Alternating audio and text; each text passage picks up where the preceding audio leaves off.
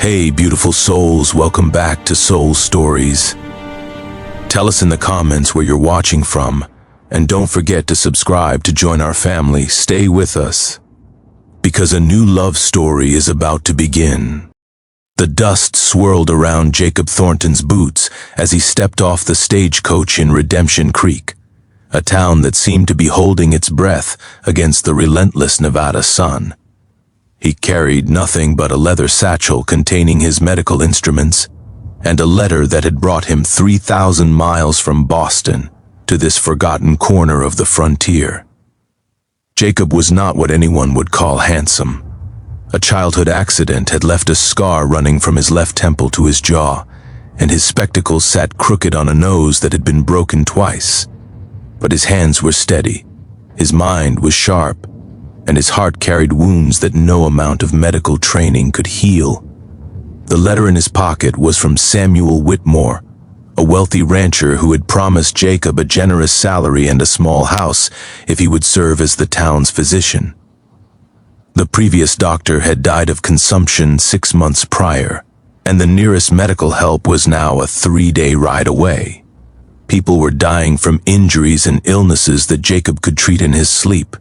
What the letter had not mentioned was that Samuel Whitmore had 2 daughters, and that Jacob's arrival would set into motion events that would divide the town and nearly cost him everything.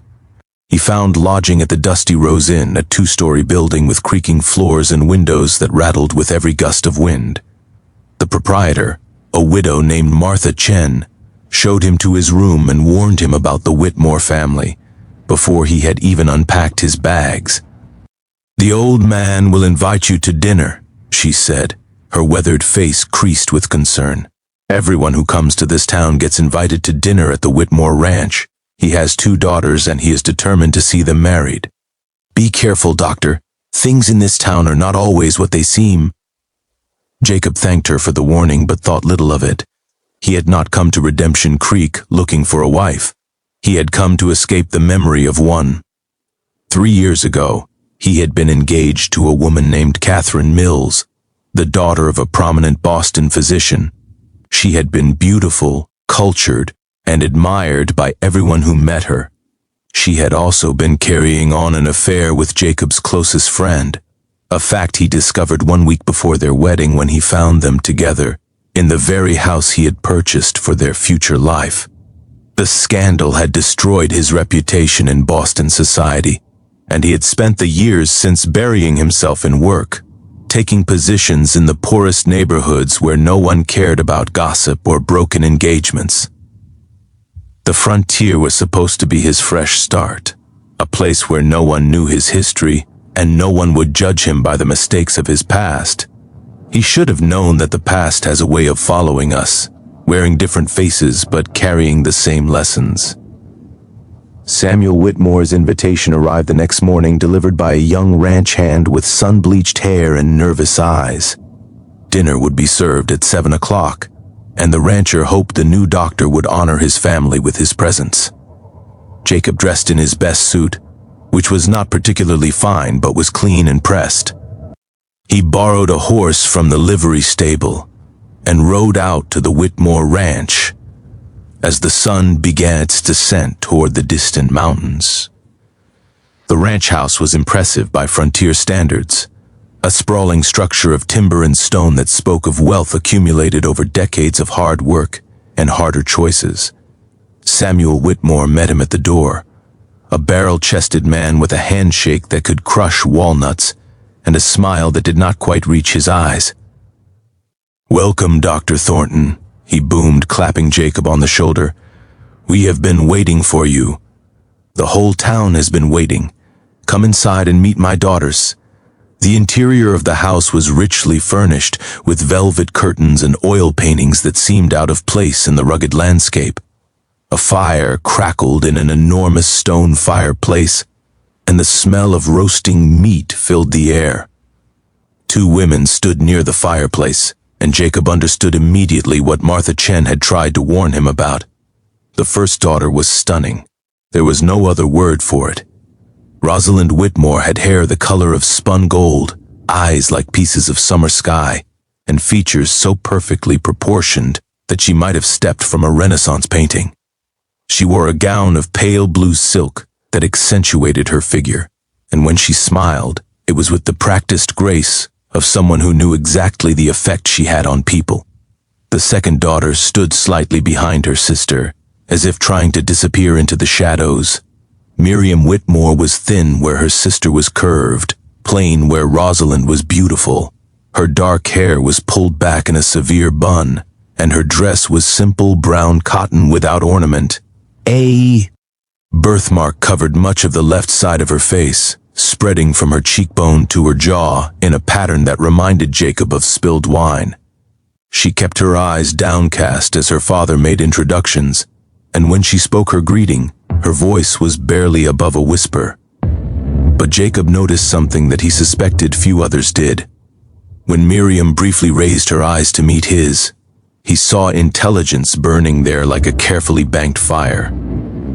He saw pain, too, the kind that comes from years of being overlooked and undervalued. And he saw something else, a flicker of surprise when she noticed the scar on his face and realized that he too carried visible marks that set him apart from others.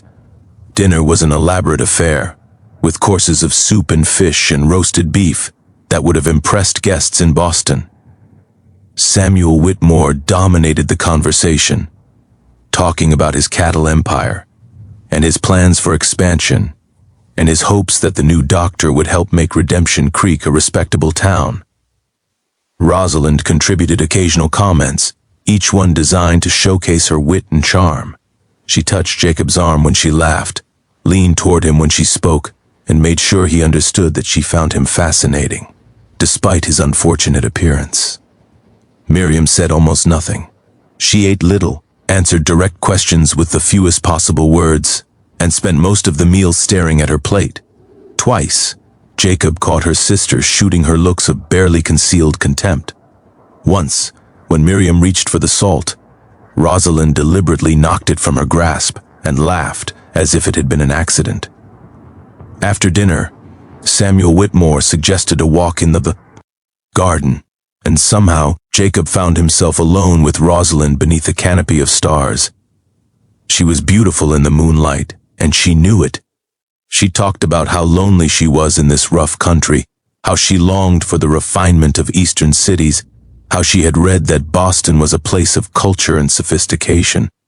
"It must be so difficult for you," she said, her voice dripping with honey, being a man of education and breeding, forced to practice your art in such a primitive place. "I understand that kind of loneliness, Doctor. I understand it very well." Jacob nodded politely and asked about her sister. Rosalind's beautiful face hardened for just a moment before the mask slipped back into place. "Miriam? She is a trial, Doctor. A burden our family bears with Christian patience. Her mother died giving birth to her, you know. Some say it was God's judgment, marking her face like that. She has no conversation, no charm, no accomplishments. Father keeps her because duty demands it, but she will never marry. No man would have her." The cruelty of these words, spoken so casually, struck Jacob like a physical blow. He thought of his own scar, of the years he had spent being stared at and whispered about, of the way Catherine Mills had flinched whenever she looked at his damaged face. "I should return inside," he said. "It has been a long journey and I am tired." Rosalind's smile flickered with annoyance, but she recovered quickly. "Of course, Doctor. We shall see each other again soon. Father is very eager to have you established in our community." Over the following weeks, Jacob set up his medical practice in a small building near the center of town. He treated miners with crushed fingers and ranchers with broken bones, and children with fevers that their parents feared would take them before morning. He worked long hours and charged fair prices, and slowly earned the respect of people who had initially been suspicious of the scarred stranger from the east. Samuel Whitmore visited often, always with Rosalind on his arm. The message was clear. The rancher wanted a doctor for a son-in-law, and he had decided that Jacob would fill the role. Rosalind played her part perfectly, charming and attentive, always finding excuses to touch his hand or straighten his collar or compliment his healing skills. The town watched and speculated. Most people assumed it was only a matter of time before an engagement was announced. After all, Rosalind Whitmore was the most beautiful woman for 100 miles, and Jacob Thornton was not in any position to be choosy. But Jacob found himself thinking about the other sister, the one who never came to town, the one whose name was spoken with pity or contempt or not at all. One evening, a ranch hand arrived at Jacob's door in a panic. There had been an accident at the Whitmore spread. Someone had been kicked by a horse and was bleeding badly. Jacob grabbed his medical bag and rode through the darkness at a speed that endangered both himself and his mount. When he arrived, he found Miriam lying in the stable, her leg twisted at an unnatural angle and blood soaking through her dress. Samuel Whitmore stood nearby, his face red with anger. "Stupid girl," he spat. "I told her to stay away from the horses. She is useless, doctor. Cannot even walk across a stable without causing trouble." Jacob ignored him. ND knelt beside Miriam. Her face was pale with shock and pain, but she was not crying. When he examined her leg, he found that the bone had broken through the skin, a serious injury that could easily become infected and kill her if not treated properly. "I need hot water," he said. "Clean cloth. Whiskey if you have it. She is going to need surgery." For the next 3 hours, Jacob worked by lamplight to save Miriam's leg. He cleaned the wound, set the bone, and stitched the torn flesh with the careful precision that had made him one of the best surgeons in Boston. Rosalind refused to help, claiming the sight of blood made her ill. Samuel Whitmore watched for a few minutes before declaring that he had business to attend to elsewhere. Only Martha Chen, who had come when she heard about the accident, stayed to assist him. Together they worked until the operation was complete, and Miriam was resting as comfortably as possible. "Will she walk again?" Martha asked quietly. "If the wound does not become infected," Jacob said, "I will need to check on her every day. The next week will be critical." He visited the Whitmore ranch daily as he had promised. He changed Miriam's bandages, checked for signs of infection, and monitored her recovery with the attention he would have given to any patient. But he also found himself talking to her, really talking in a way he had not talked to anyone in years. Miriam, he discovered, was not simple or dull as everyone seemed to believe. She had educated herself from her father's library, reading everything from philosophy to natural science to poetry. She was curious about medicine and asked intelligent questions about how the body heals, and why some patients survived while others did not. She had a dry wit that surfaced unexpectedly, making Jacob laugh in a way that felt rusty from disuse. She also understood pain, not just the physical pain of her injury, but the deeper pain of being rejected and dismissed by the people who should have loved her most. She did not speak of it directly, but Jacob could see it in the way she flinched when her father entered the room, in the careful blankness of her expression when Rosalind made cutting remarks, in the way she had learned to make herself small and invisible to survive. "Why do you keep coming?" she asked him one afternoon 3 weeks after her injury. "The bone is healing well. You do not need to visit so often." Jacob considered the question carefully. "I come because I want to," he said finally. "I come because you are the only person in this town who talks to me like I am a human being instead of a curiosity or a prize to be won." Something shifted in Miriam's eyes, a vulnerability that she quickly tried to hide. "You should not say such things," she whispered. "My sister expects you to marry her. My father expects it. The whole town expects it." "I do not care what anyone expects," Jacob said. "I spent too many years caring about expectations, and it nearly destroyed me. Your sister is beautiful, Miriam, but she is also cruel and selfish and incapable of seeing any person as anything more than a reflection of herself.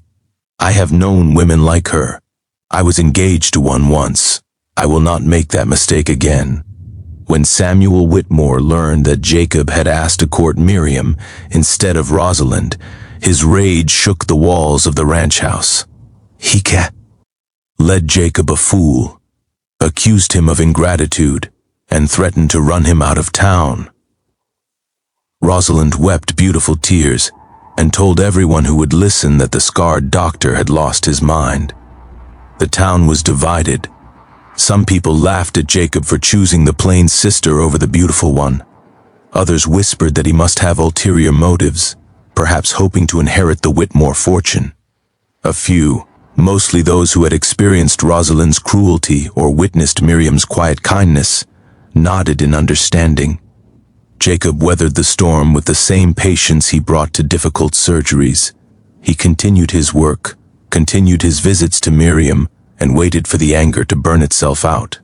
Samuel Whitmore eventually realized that having a doctor for a son-in-law was valuable regardless of which daughter he married, and his opposition gradually softened into grudging acceptance. They married in the spring, in a simple ceremony attended by Martha Chen and a handful of others who had come to appreciate what Jacob and Miriam had found in each other. Rosalind did not attend, having left town a month earlier to pursue a wealthy businessman she had met in Sacramento. Years later, when their children asked how they had fallen in love, Jacob would tell them about the night he saved their mother's leg and discovered her brilliant mind. Miriam would talk about the scarred doctor who looked past the mark on her face and saw the person underneath. But the truest answer was simpler than any story.